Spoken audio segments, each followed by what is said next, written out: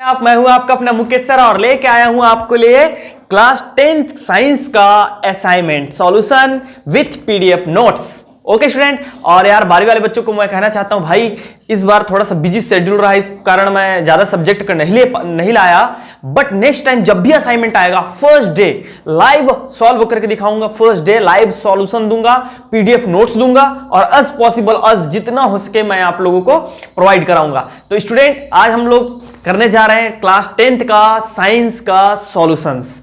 Okay let's start.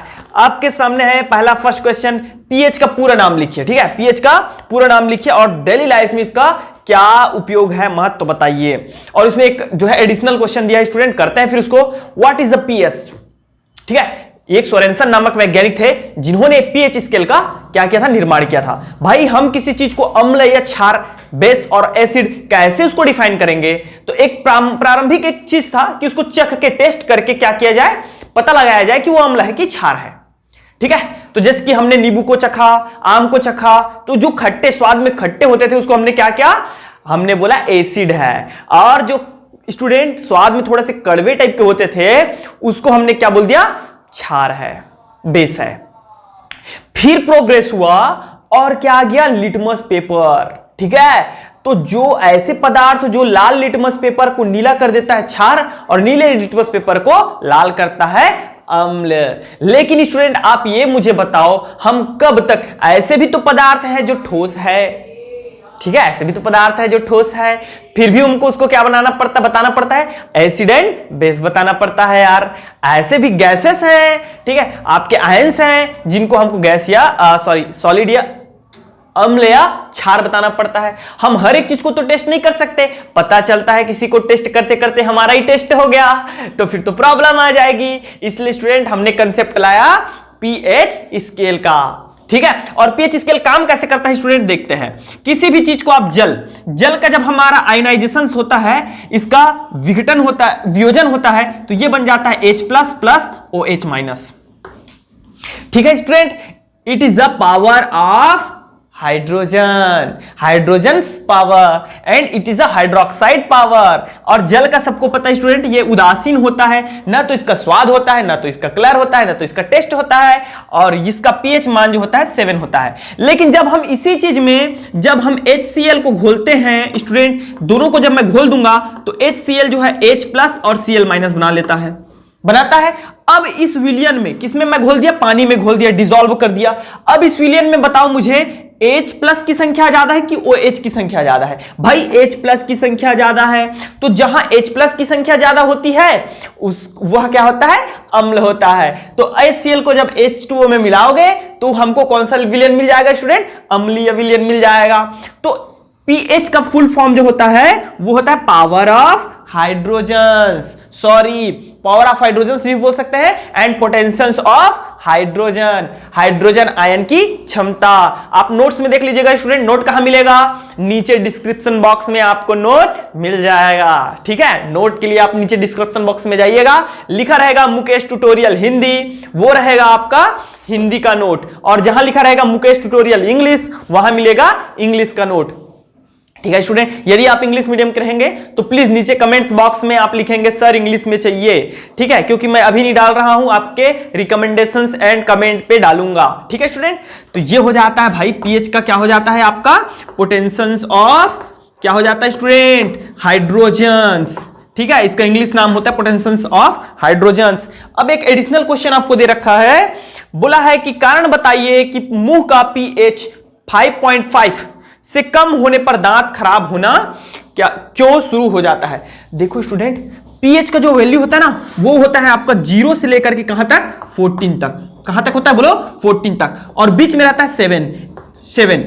ये 7 जो रहता है स्टूडेंट, ये बीच है, मिडिल है, यहां हमारा क्या होता है, जल का होता है, अर्थात यहां उदासीन होता है, ना तो अम्ल होता है ना तो क्षार होता है। लेकिन जैसे जैसे हम लोग 7 से 0 की ओर आते हैं, 7 से 0 की ओर आते हैं, वैसे वैसे अम्लीयता में वृद्धि होती है, increment of acid. Okay student, and 7 से जब हम 14 की ओर जाते हैं, 14 की ओर, तब हमारे क्षार का जो है क्षारीयता में वृद्धि होती है। समझ में आ रहा है? अब मुझे दे रखा है मुंह में क्या है, आपका मुंह का जो लार है उसका पीएच मान जब कितना हो जाता है, 5.5 5 हो जाता है। तो वो क्या हो जाए, उसका क्या बोला है स्टूडेंट, क्या बोला है, खराब होना शुरू हो जाता है। देखो भाई एक्चुअल में बचपन में आप सबको बोला करते थे ज्यादा मीठा मत खाओ बेटा, मीठा मत खाओ कैविटी हो जाएगी। आजकल बहुत ऐड आता है टीवी में देखते हो, मीठा खाने के लिए मना करते हैं, चॉकलेट खाने के लिए मना करते हैं, रात को सोने के पहले चॉकलेट मत खाया करो, मीठा मत खाया करो। रीजन क्या है, मीठा खाने से हमारा जो है बैक्टीरिया जो हमारे मुंह में होते हैं वो एक्टिव हो जाते हैं बहुत ज्यादा, और वो क्या करते हैं, दांत में जो चिपका रहता है वहां पे बैक्टीरिया उत्पन्न हो जाते हैं। वो उस मीठा सुक्रोज का, ग्लूकोज का यूज करके एसिड रिमूव करता है, छोड़ता है, खट्टापन। वो उस खट्टेपन के कारण हमारा मुंह का पीएच मान हो जाता है 5.5, और उसी खट्टापन के कारण स्टूडेंट हमारा जो दांत है वो क्या होने लगता है, खुरदुरा होने लगता है, सड़ने लगता है, कैविटीज आने लगती है। समझ में आ रहा, सड़ने लगता है जी। ये कारण है आपका क्या चीज, खुरदुरा होने लगता है। समझ में आ गई स्टूडेंट, नोट में अच्छे से लिखा हुआ है, मैं समझा रहा हूं आपको, मैं नोट नहीं करा रहा। आपको नोट कहां मिलेगा, बोलो बोलो कहां मिलेगा, डिस्क्रिप्शन बॉक्स में मिल जाएगा। सेकंड क्वेश्चन क्या है स्टूडेंट, सुनिएगा। आप ज्ञात कीजिए जो सेल्सियस व फ़ारेनहाइट में समान हो फ़ारेनहाइट और सेल्सियस में।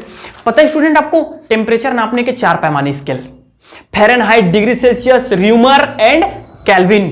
ठीक है स्टूडेंट, इनमें रिलेशन क्या होता है उसको देख लो, समझ लो यार, मैं आंसर नहीं लिखा रहा हूं, समझा देता हूं थोड़ा सा आपको। लो एंड हाई, न्यूनतम बिंदु एंड उच्चतम बिंदु। डिग्री सेल्सियस में स्टूडेंट हम कहां से कहां तक नाप सकते हैं, 0 डिग्री सेल्सियस से 100 डिग्री सेल्सियस तक। फ़ारेनहाइट में स्टूडेंट हम लोग फ़ारेनहाइट में कहां से कहां नाप सकते हैं, 32 टू 212। ठीक है, केल्विन में हम नाप सकते हैं स्टूडेंट 273 से लेकर के 373। ठीक है, मैं र्यूमर को नहीं बता रहा, जनरली इन तीनों को पढ़ाई होता है। अब देखो इनका फॉर्मूला कैसे बनता है, फॉर्मूला एकदम सरल है, सीख लो बहुत कम आएगा। ठीक है, पैमाना स्केल माइनस न्यूनतम बिंदु और स्टूडेंट अधिकतम बिंदु माइनस न्यूनतम बिंदु। ये फॉर्मूला है, मात्र इतना ही है। कैसे करना है ये देखो, पैमाना क्या है, सेल्सियस पैमाना लगा रहे हो, न्यूनतम क्या है इसका 0 डिवाइडेड बाई अधिकतम क्या है स्टूडेंट 100 माइनस न्यूनतम क्या हो जाएगा 0। इसका साथ हम किसी भी में फिर चेंज कर सकते हैं कि कितनों भी डिग्री सेल्सियस दे, फ़ारेनहाइट में, केल्विन में दे, डिग्री सेल्सियस में कैसे भी कर सकते हो। केल्विन का क्या हो जाएगा, फ़ारेनहाइट का क्या हो जाएगा, F माइनस 32 न्यूनतम, अधिकतम है student 212 minus 32, that is equal to, Kelvin में हमारा दे रखा है 273 माइनस 373 माइनस 273, ये चीज दे रखा है। मुझे बोला है वो कौन सा मान होगा, ताप होगा, जिसके लिए केल्विन और सेल्सियस बराबर होंगे। तो मैं इन दोनों को ले लेता हूं, मुझे उस थर्ड की जरूरत ही नहीं है। अब इसको मैं कैसे लिख सकता हूं, C माइनस 0 है तो उसको कोई मतलब है नहीं, 100 हो जाएगा, 100 माइनस 0 100 ही रहेगा, that is equal to F minus 32 divided by 212 में से 32 को घटाएंगे स्टूडेंट 80, 180 आएगा। मुझे यही फॉर्मूला लेके चलना है इसके लिए, ठीक है, यही फॉर्मूला। अब देखो वह कौन सा ताप होगा जिसके लिए आपका क्या हो जाएगा student, C100 is equal to हो जाएगा हमारा फ़ारेनहाइट के। ठीक है, वह कौन सा ताप होगा, तो मैं मान लेता हूं, माना कि सपोज दैट, माना कि वह मान क्या हो जाएगा स्टूडेंट, x है। मतलब इस x के लिए दोनों सेल्सियस और फ़ारेनहाइट इक्वल हो जाएंगे, तो C that is equal to student क्या हो जाएगा, F that is equal to हो जाएगा x। इस वैल्यू को कहां रख दो, यहां पे रख दो, तो C की जगह में रख दूंगा भाई x divided by 100 that is equal to x minus 32 divided by 180 हो गया। अब सबको पता है 25 जा, बोलो 25 जा 100 is equal to x minus 32 divided by 20 10 जा 200 एंड 29 जा 180। स्टूडेंट इसका मल्टीप्लाई इधर कर दीजिएगा, 9x that is equal to 5x minus cross multiply ना, माइनस 32 मल्टीप्लाई 5। मैं अभी फास्ट पढ़ा रहा हूं यार, बहुत स्लो पढ़ाता हूं, रीजन है अभी असाइनमेंट सॉल्व करा रहा हूं, नोट दे रहा हूं इसलिए है। नोट नहीं देता तो आराम से पढ़ाता मैं आपको, ठीक है, आराम से ही पढ़ाता हूं मैं। चलो देखते हैं, अब इसको इधर लेके आ जाइए, 9x minus 5x that is equal to minus 32 multiply 5। प्यारे बच्चों इसको घटा दो, 4x that is equal to क्या हो जाएगा, 32 माइनस 32 गुणित 5। 4 जो है ना 4 इसके साथ मल्टीप्लाई में है, जब इक्वल के उस साइड जाता है ना तो डिवाइड में आ जाता है, तो x that is equal to हो जाएगा माइनस 32 मल्टीप्लाई 5 डिवाइडेड बाई क्या हो जाएगा स्टूडेंट, नीचे आएगा तो 4, 8 चौके 32, 4 8 जा बोलो क्या होता है 40, तो देन स्टूडेंट ये हो जाएगा -40। तो इस x बराबर -40 के लिए हमारा क्या हो जाएगा, डिग्री सेल्सियस और फ़ारेनहाइट क्या हो जाएंगे स्टूडेंट, इक्वल हो जाएंगे। समझ में आ गया सबको अच्छे से। चलो भाई नेक्स्ट देखते हैं क्या क्वेश्चन दे रखा है। नंबर 3 बोलो बोलो बोलो क्या है नंबर 3? नंबर 3 हमको दे रखा है कंडेंसेस, कंडक्शंस, चालन, संवहन, कन्वेक्शंस एंड विकिरण, रेडिएशन में समझाते हुए उसका जो है डिफरेंट बताइए बोल रहा है। ठीक है स्टूडेंट, क्या होता है देखो यार, चालन, कन्वेक्शन दे रखा है हमको, संवहन, ठीक है, और दे रखा है स्टूडेंट विकिरण। मैं बता रहा हूं, नोट आप लोग कर लीजिएगा, देख लीजिएगा। चालन क्या है, बेस्ट उदाहरण बता रहा हूं मैं आपको। क्या करो, एक धातु का रॉड ले लो, धातु का मतलब लोहे का, कॉपर का, जो जिस चीज का भी। क्या होता है स्टूडेंट, कोई भी जो चीजें होती है ना, ठोस चीजें, वो अणुओं से, आयन से, धातु कण से मिलकर के बना होता है। समझ में आ रहा है? अब इसको क्या करो, बर्नर की सहायता से क्या करो भाई, गर्म करो। गर्म करने से क्या होगा स्टूडेंट, इस सिरे का जो ताप होगा वो T1 होगा और इस सिरे का ताप क्या हो जाएगा, T2 हो जाएगा। जिस साइड को हम गर्म कर रहे हो पहले गर्म होगा ना, तो दोनों में तो डिफरेंट रहेगा। तो ये T1 इज क्या हो जाएगा, ग्रेटर देन T2, मतलब ये ज्यादा होगा इसका मान, इसका टेम्परेचर ज्यादा होगा अपेक्षाकृत इसके। तो इसमें क्या होता है स्टूडेंट, इसमें वाइब्रेशन होने लगता है। कणों में कंपन के कारण उष्मा का एक सिरे से दूसरे सिरे में जाना क्या कहलाता है, चालन कहलाता है। अब यहां कंपन होने लगेगा, कंपन टकरा टकरा करके ये क्या करेंगे स्टूडेंट, एक दूसरे को उष्मा प्रदान करते जाएंगे और उष्मा प्रदान करते करते करते करते हमारा उष्मा कहां चला जाएगा, T1 से लेकर के कहां चला जाएगा, T2 तक चला जाएगा। समझ में आ रहा है? यह है चालन। उदाहरण क्या है, धातु के क्षण को आग से गर्म करने पर एक सिरे से दूसरे सिरे की ओर उष्मा का चालन होता है। बात आती है संवहन की। संवहन क्या है, क्या है, बोलो बोलो बोलो बोलो। हमारे बॉडी में देखते हो ब्लड का सर्कुलेशन धमनियों और सिरों के द्वारा क्या होता है, संवहन तो होता है। और पेड़ों में, वृक्षों में फ्लोएम एंड जाइलम। समझ में आ रहा है स्टूडेंट? तो इसका मैं एक बेस्ट एग्जांपल देता हूं आपको। क्या होता है, एक बर्तन लेते हैं, बर्तन में क्या ले लेते हैं स्टूडेंट, पानी ले लेते हैं। मान लो ये क्या है, ये पानी है। समझ में आ रहा है? अब पानी को क्या करो आप, किसी बर्नर या किसी गैस, किसी भी की सहायता से क्या करो, गर्म करो।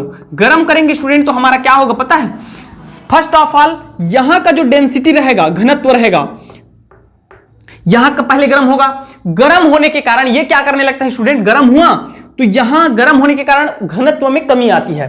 तो घनत्व कमी होती है तो ये क्या करने लगता है, ऊपर की ओर जिधर ज्यादा घनत्व है उधर चलने लगते हैं, ज्यादा घनत्व की ओर चलने लगते हैं, इस प्रकार चलने लगते हैं। ठीक है स्टूडेंट?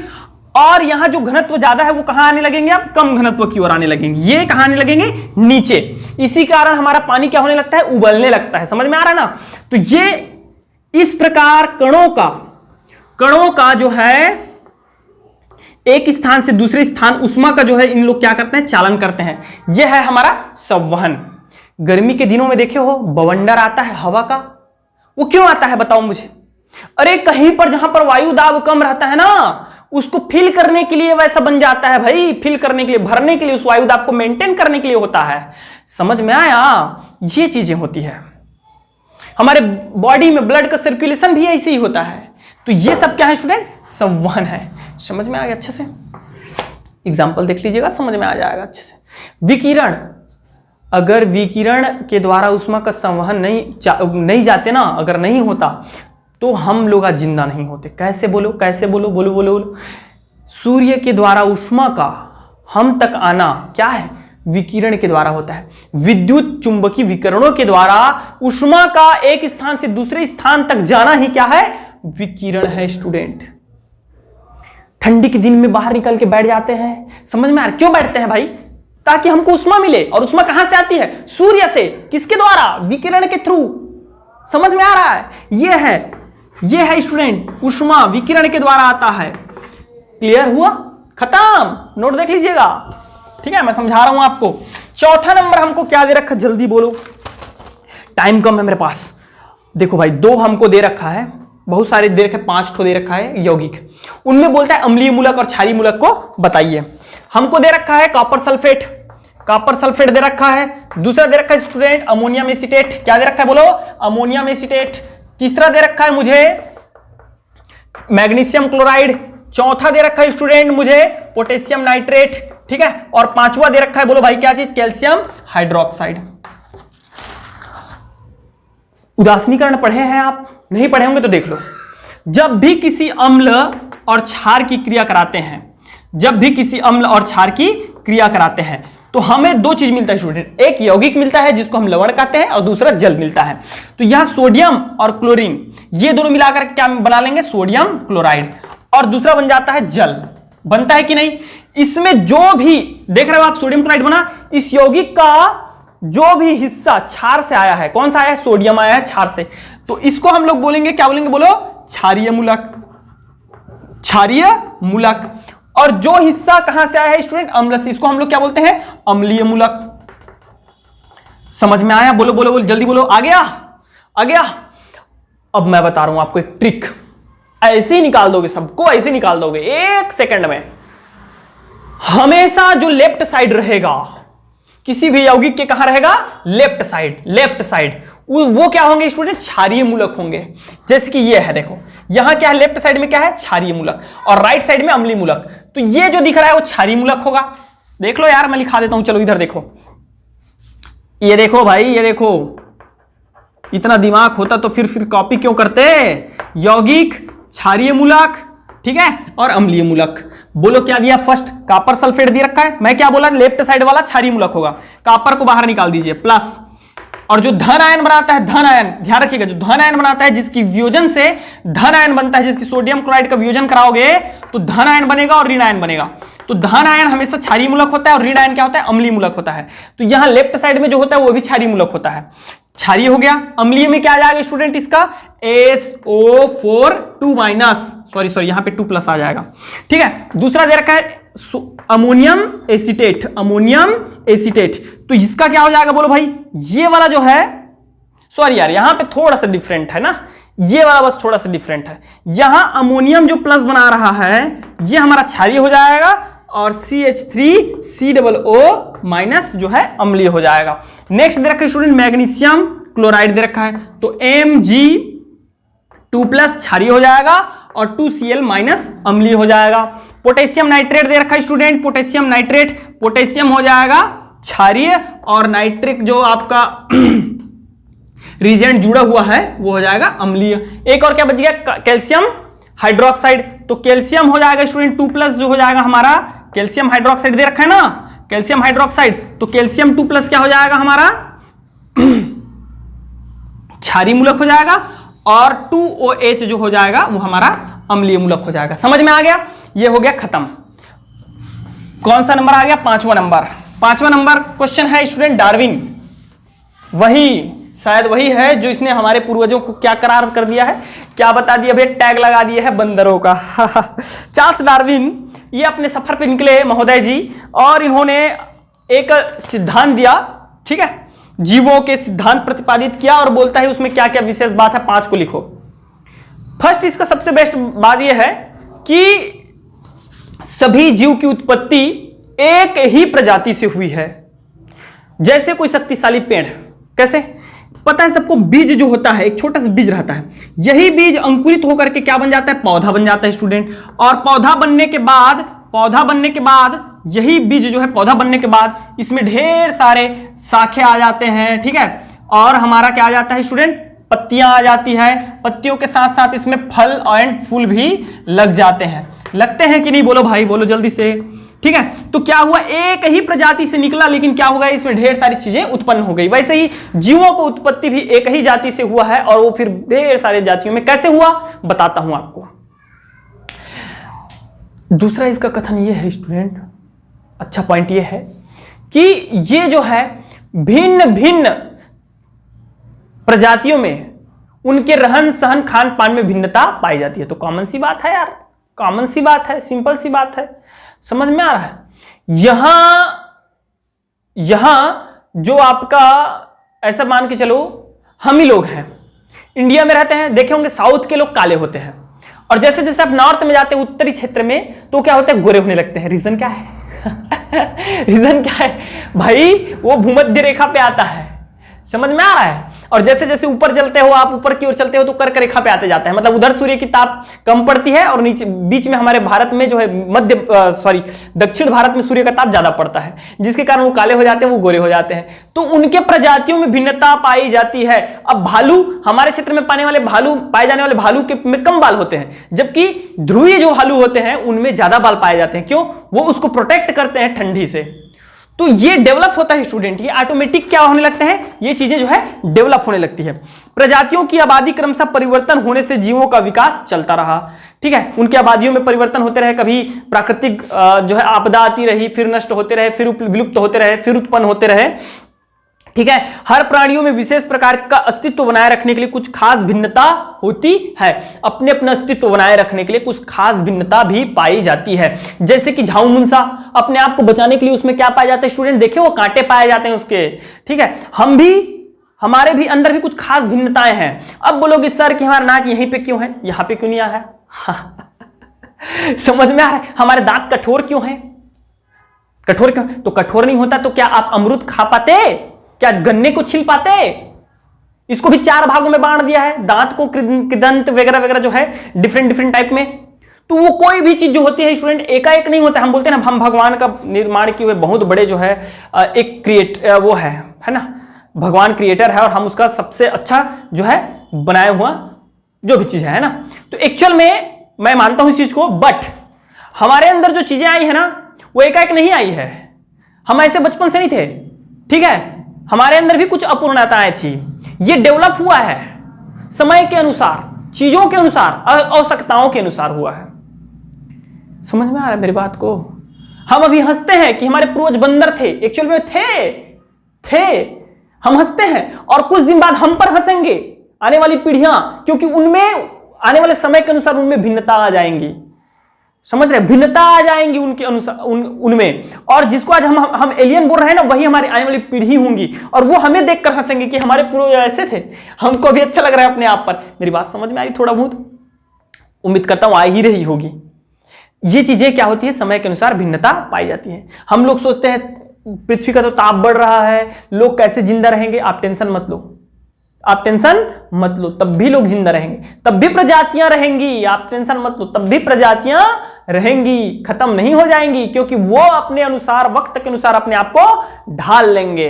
आपको लगता है कि हम 0 डिग्री सेल्सियस में जिंदा नहीं रह सकते, है ना? आपको लगता है कि हम -30 डिग्री सेल्सियस में जिंदा नहीं रह सकते, लेकिन आज भी तो लोग वहां सर्वाइव कर रहे हैं ना भाई, जिंदा है ना, वहां भी तो जीव पाए जाते हैं। तो ये सब चीजें स्टूडेंट आप देख कर लिख लीजिएगा, एकदम कॉमन सी चीजें हैं। विश्व में प्रजातियों की रचना एक झटके में नहीं हुई। ये तो सिंपल सी बात है यार, एक झटके में नहीं हुई कि सब के सब जीव, भेड़, बकरी, बंदर, हिरण, भालू, शेर, आदमी सब एक साथ नहीं आ गए। ठीक है, एक्चुअल में एक कंसेप्ट में पढ़ा था कि चूहा थे सबसे पहले। कौन सा है? चूहा है। डायनासोर जब खत्म हो गए तब कौन था? एक चूहा था, और चूहा ही जो है विकास क्रम को आगे बढ़ाया। वो धीरे धीरे चूहा जो बदलते गया और अपने बहुत सारी प्रजातियां उत्पन्न हुई और वे अपने क्षेत्र के अनुसार ढलते गए और डिफरेंट प्रजातियां उत्पन्न होती गई।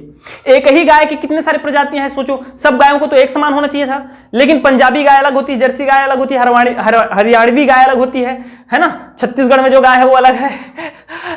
ठीक है, मेरी बात समझ में आ रही है? तो ये सब कंसेप्ट है स्टूडेंट। तो ये रहा आज का असाइनमेंट कंप्लीट। ठीक है, मेरे मेहनत के लिए प्लीज वीडियो को लाइक करो और अपने दोस्तों को शेयर करो, चैनल को सब्सक्राइब करो। मैं हर असाइनमेंट का सॉल्यूशन आपके लिए लेके आऊंगा। जब भी असाइनमेंट आएगा हमारा असाइनमेंट जो है सॉल्यूशन आने लगेगा। पीडीएफ आपको नीचे डिस्क्रिप्शन बॉक्स में मिल जाएंगी, उसके लिए आप निश्चिंत रहें। English medium, Hindi medium. Okay student, best of luck. Thank you very much. Best of luck.